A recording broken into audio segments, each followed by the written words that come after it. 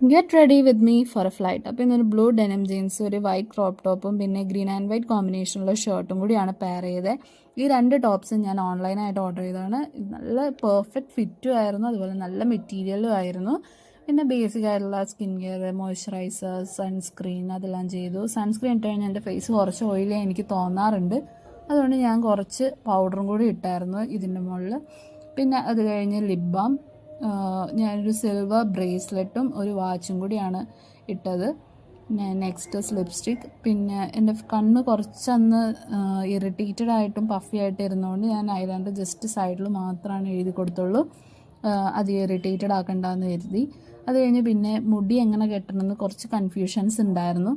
Last ഞാൻ വിചാരിച്ചു travelling ആണല്ലോ, അതുപോലെ തന്നെ ഡിസ്റ്റർബൻസ് ഒന്നും അധികം വരാത്ത രീതിയിൽ എല്ലാ മുടിയും കൂടി ജസ്റ്റ് ബാക്കിലേക്കായി സിമ്പിളായിട്ട് ഒരു ക്ലിപ്പിട്ട് സെറ്റാക്കാമെന്ന് വിചാരിച്ചു. അങ്ങനെ അത് സെറ്റാക്കി. അങ്ങനെ that's the outfit for the day.